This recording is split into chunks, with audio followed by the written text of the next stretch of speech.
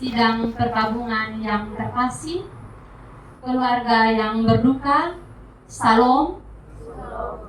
Sekali lagi Salam. Tema renungan yang saya angkat pada malam hari ini adalah Tuhan mengizinkan kita mengenalnya melalui cara apapun. Tuhan mengizinkan kita mengenalnya melalui cara apapun. Sidang perkabungan yang terkasih, kadang kita berpikir bahwa untuk mengenal Tuhan, kita harus selalu berada dalam keadaan yang baik-baik saja. Kita mengenal Tuhan ketika semua doa dijawab oleh Tuhan. Ketika kehidupan kita berjalan mulus dan ketika keluarga kita lengkap tanpa ada kurang satupun. Dan kita mengenal Tuhan ketika semuanya merasa nyaman. Namun Bapak, Mama, Saudara-saudari sekalian, kenyataan hidup menunjukkan sesuatu yang berbeda. Seringkali justru kita paling mengenal Tuhan bukan ketika kita berada di atas bukit, melainkan ketika kita berada dalam lembah kekelaman. Bukan saat kita tertawa, lalu kita bisa mengenal Tuhan dengan baik, melainkan saat air mata kita terjatuh tanpa suara. Firman Tuhan yang kita baca pada malam hari ini berkata, "Diberkatilah orang yang mengandalkan Tuhan, yang menaruh harapannya pada Tuhan. Ia akan seperti pohon yang ditanam di tepi air, yang merambatkan akar-akarnya, dan seterusnya." Bapak, Mama, Saudara-saudari sekalian, saya mau kita bersama-sama memperhatikan kata mengandalkan dan juga menaruh harapan. Mengandalkan dan menaruh harapan. Bapak, Mama, kedua kata ini bukanlah kata-kata yang pasif, melainkan itu adalah sebuah tindakan yang lahir dari kesadaran dan keterbatasan manusia dan kebutuhan akan Tuhan. Dan terkadang hanya melalui kehilangan, hanya melalui penderitaan, hanya melalui kesunyian yang panjang, kita mulai benar-benar memahami siapa Tuhan itu. Dalam kuliah kami belajar yang namanya teologi kontekstual. Teologi kontekstual adalah upaya mengenal Tuhan melalui konteks pergumulan masing-masing orang. Jadi, menurut setiap orang, Tuhan itu siapa? Itu tergantung dari konteks kehidupannya. Pada waktu itu kami belajar bahwa orang Rote, bahkan orang Sabu, mengenal Tuhan itu sebagai diumpamakan seperti pohon nira yang memberikan kehidupan bagi manusia, di mana kita tahu bersama Bapak, Mama, Saudara-saudari sekalian, pohon nira itu membawa manfaat yang banyak bagi kehidupan manusia, mulai dari air nira, daun yang bisa dijadikan atap rumah, bahkan batang pohon nira yang bisa dijadikan sebagai dinding rumah dan lain sebagainya. Orang Rote bahkan orang Sabu mengumpamakan Tuhan seperti itu, yang memberikan kelangsungan hidup bagi kehidupan mereka. Dan itu sebuah contoh dari teologi kontekstual. Kita mengenal Tuhan sebagai penghibur saat tidak ada lagi pelukan manusia yang cukup membuat kita tenang, yang cukup menguatkan kita dikala kita sedang menderita. Kita mungkin mengenal Tuhan sebagai gembala saat hidup kita berjalan melewati lembah kekelaman, seperti yang disaksikan oleh Raja Daud. Tuhan menyertai dia sekalipun meskipun dia berada dalam lembah kekelaman. Mungkin ada dari kita yang mengenal Tuhan sebagai sumber air hidup saat dunia di sekitar kita menjadi kering dan juga hampa. Tuhan dalam kasih-Nya yang misterius mengizinkan kita melalui cara apapun, termasuk melalui duka cita dan penderitaan, untuk mengenal dan memahami siapa Tuhan itu. Saudara-saudari yang terkasih dalam Tuhan kita Yesus Kristus, pohon yang ditanam di tepi air tidak selalu tampak luar biasa dari luar, namun akar-akarnya menjalar dalam dan mencari sumber yang tak kelihatan. Begitu juga dengan hidup orang-orang percaya yang mengandalkan Tuhan. Mungkin di luar dia tampak biasa, bahkan mungkin dia tampak rapuh dan juga luka dalam duka. Tetapi di dalam kedalaman hatinya ada kekuatan yang diberikan oleh Tuhan itu sendiri. Dan justru ketika segala sesuatu milik kepunyaannya direnggut, kita punya kesempatan yang paling jujur untuk mengenal Tuhan. Bukan sebagai teori, bukan sebagai cerita, tetapi mengenal Tuhan sebagai pribadi yang hadir untuk memeluk, yang menangis bersama-sama dengan kita. Kita belajar bahwa Tuhan tidak jauh. Ia tidak asing terhadap air mata kita.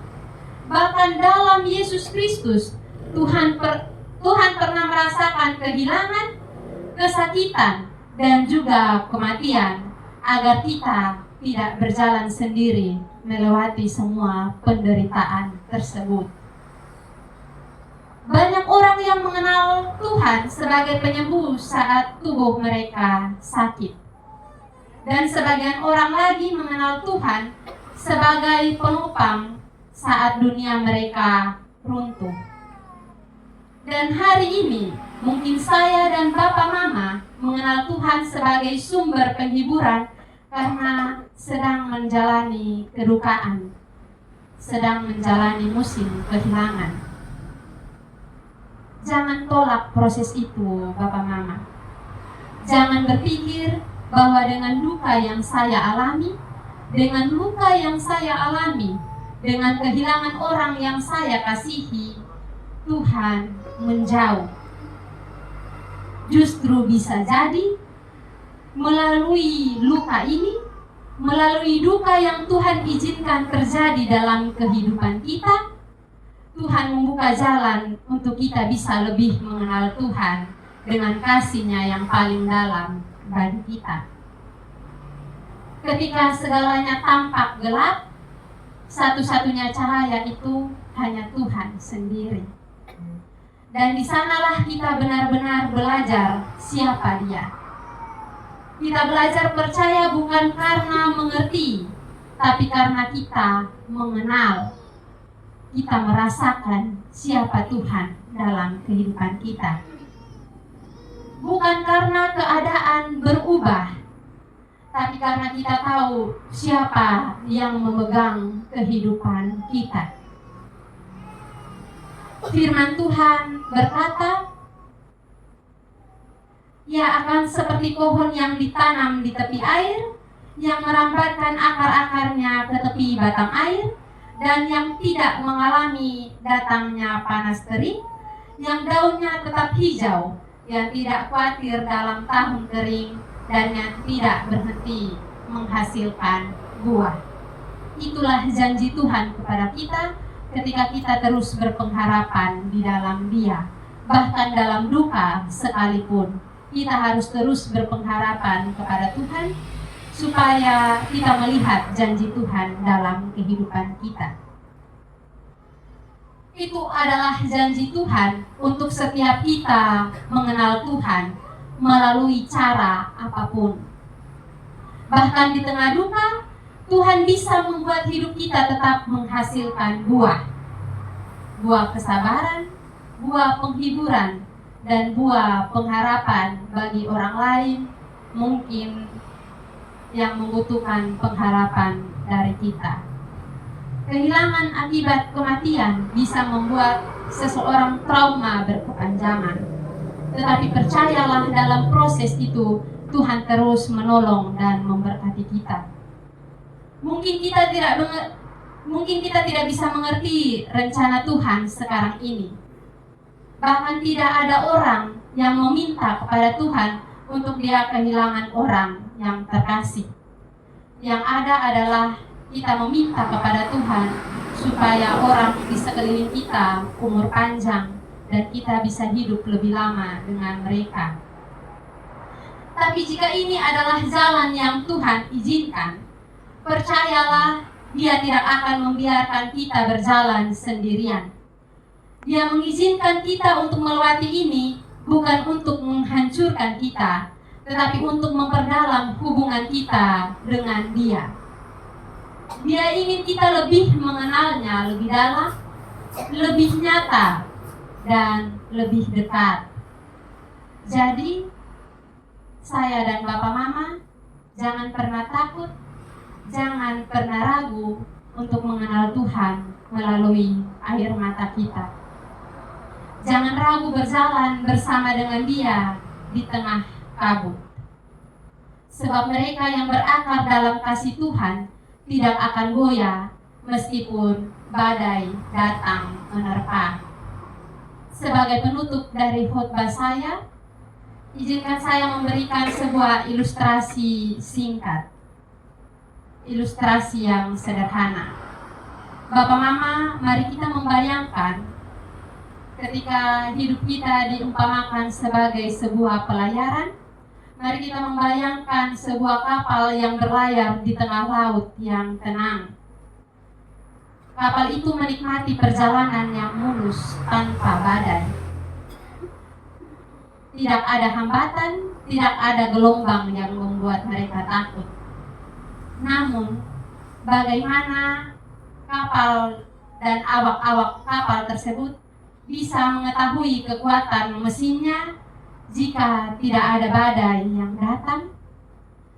Bagaimana kapal itu bisa mengenal betul kemampuan navigasinya jika tidak ada ombak yang menguji?